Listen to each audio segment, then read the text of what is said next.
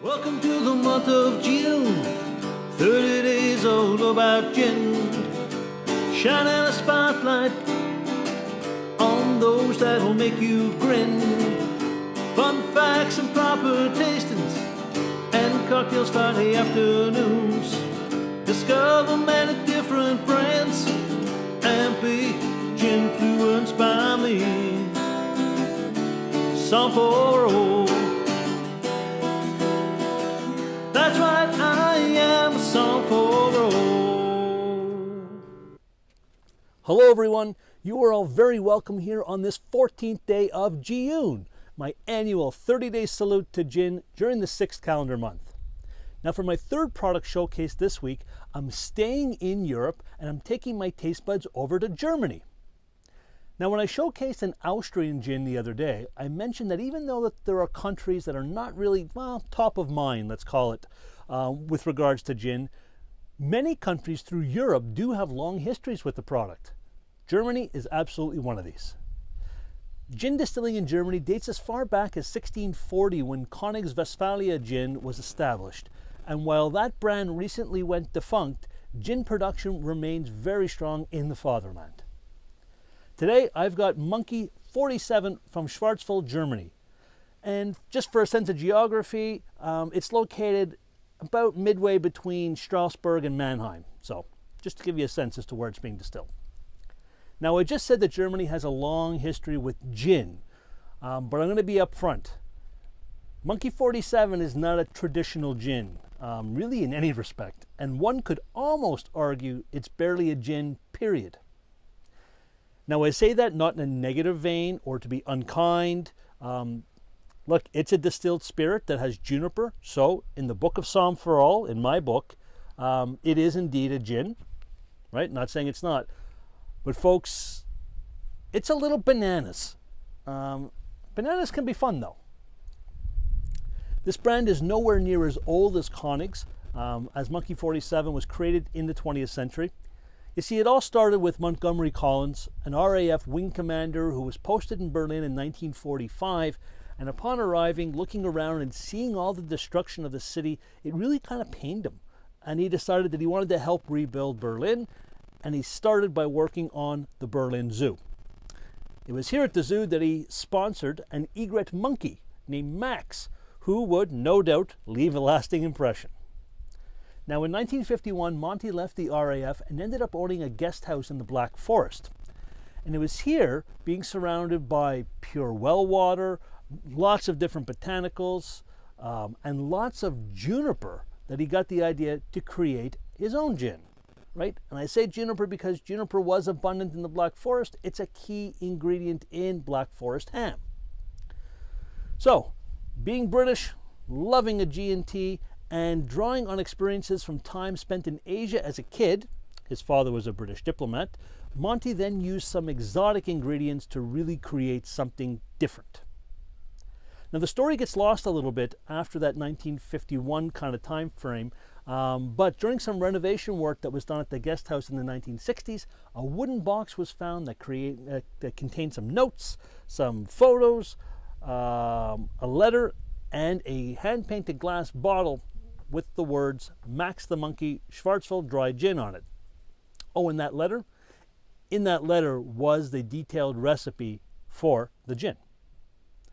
Today it's wholly owned by Pernod Ricard. They've been involved since 2016, and this 47 ingredient gin is distilled to 47% alcohol by volume. It's also done in earthenware containers and then aged 3 months in those containers before being put into bottle.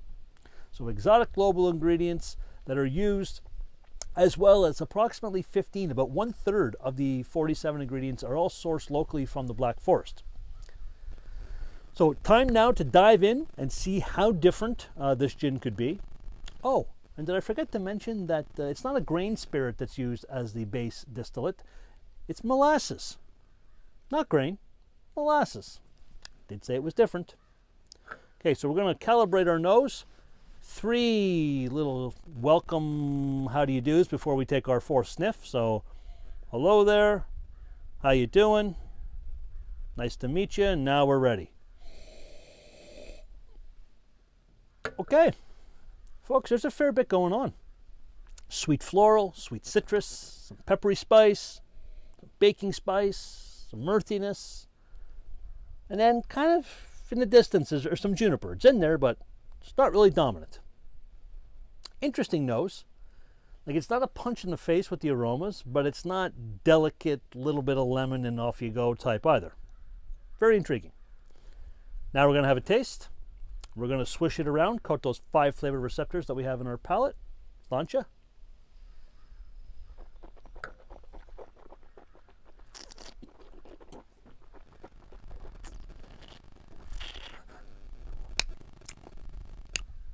Okay. Yep, every time. Folks, that's not a conventional gin.